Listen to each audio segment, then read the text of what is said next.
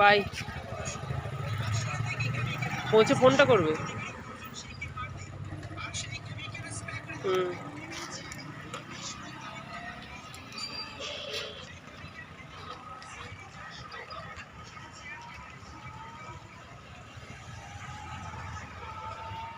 বলছে আর পেঁপে আনোনি? না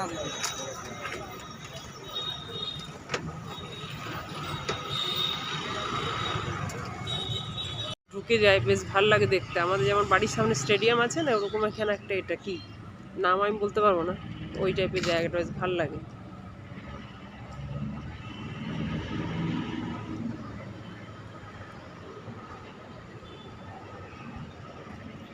কিরে পরে পরে ঘুমোচ্ছে, দেখো ও কত কাজ করেছে রাত্রে।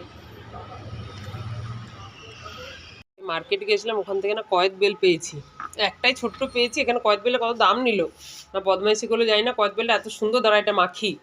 কি কি দেবো বলো তো?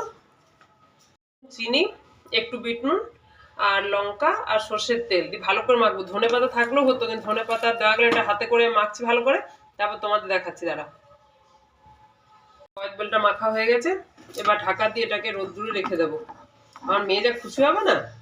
শনি রবিবার দুদিন ঘরে থাকবে, ধর আজকে ফ্রাইডে, এই দুদিন, এটা দুদিন করে একবারেই কমপ্লিট করে দেবে ও। এত চাটনিতে নেশা। এটা একটু রোদে দিয়ে রেখে দিই, এখনো রোদ আসেনি, রোদ আসুক তারপর এটা দিয়ে রাখবো। বাইরে রাখলে কেউ তো পাখি টাখি দিলে এখনই উল্টে ফেলে দেবো কোথাও, একটু পরেই দেবো, রোদটা আসুক আগে। আর কালকে দেখো কুমড়োর বীজ শুকিয়ে রেখেছি, কালকে মেয়ে এলে মানে মেয়ে বাড়িতে থাকবে তো, দুপুরে লাঞ্চ করবে, সপ্তাহে দুদিনই দুপুরে লাঞ্চ করে, তো তার জন্য এটা ওটা টুকুর টুকুর ব্যবস্থা করে রেখেছি। এখানে রোদ আসুক তারপরে রোদ দেবো।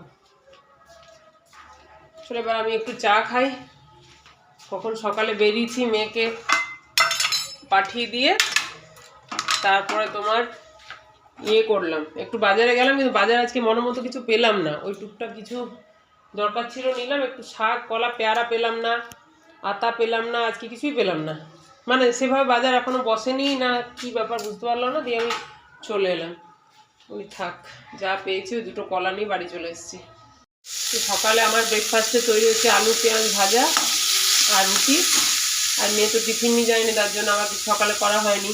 আর দুপুরে দুটো রেসিপি বানাবো, তোমাদের দেখাবো মসুর ডালটা আমি কীভাবে করি, আর একটা হচ্ছে তোমার কলমি শাক, একটা নতুন রেসিপি বানাবো। এই দুটো তোমাদের আজকে শেয়ার করবো। আমি এটা বানিয়ে নিই, তারপর ব্রেকফাস্ট করে আসি, তারপর তোমাদের রান্নাটা ওই দুটো রান্না তোমাদের রেসিপিগুলো শেয়ার করবো। দিচ্ছি কড়াইয়ের মধ্যে তেল দিলাম, তারপরে রসুন কুচোগুলো দিয়ে দিলাম, একটা লঙ্কা দিলাম, আর গোটা জিরে ফোড়ন দিয়েছিলাম। তারপরে মানে ওটা কি শাক, কলমি শাকটা ওর মধ্যে দিয়ে দিলাম। তারপরে একটা মাছের পিস ভেজে রেখে কাটা ছাড়িয়ে সেটা এর মধ্যে মিশিয়ে দিলাম। এবার ভালো করে নেড়ে চেড়ে কাঁচা সর্ষের তেল দিয়ে নামিয়ে দেবো। এটা গরম ভাতের সাথে এত ভালো লাগবে না খেতে, একদিন বাড়িতে সবাই বাড়িতে বানিও, দেখো খুব ভালো লাগবে। এই যে আজকে যে বললাম দুপুরে আরেকটা রেসিপি করবো, একটা তো কলমি শাক মাছের মাথা দিয়ে করলাম, সরি মাছ দিয়ে করলাম, আর একটা বানাচ্ছি মুসুর ডাল। সেটা কীভাবে মাছ দেয়, মুসুর ডালটা ভালো করে ভিজিয়ে রেখেছিলাম ধুয়ে, তারপর আমি বেশ খানিকটা আলু দিয়েছি, আর টমেটো দিয়েছি অর্ধেকের ওপর, লঙ্কা দিয়েছি পরিমাণ মতো, রসুন কেটে দিয়েছি কুচি কুচি করে, আর পেঁয়াজ দিয়েছি। সবগুলোকে ভালো করে একসাথে কড়াই বসিয়ে দিয়েছি, এবার সেদ্ধ হওয়া পর্যন্ত অপেক্ষা করব। অনেকক্ষণ বসেছিলাম এখানে, বাইরে দেখছিলাম, চলো রান্না করে যাই। ডালটা বসিয়ে এসেছি, কতটা সেদ্ধ হয়েছে দেখি। এটাকে ঢেলে নেব, ডালটা হয়ে গেছে, এবার এটাকে নামিয়ে দেবো। এটা এমনি গরম ভাতের সাথে ওপরে বাটার দিয়ে আরামসে খাওয়া যাবে, আর তোমার রুটির সাথেও খাওয়া যাবে। আজকে আমি এখন এটা গরম ভাতের সাথে বাটার দিয়ে খাবো।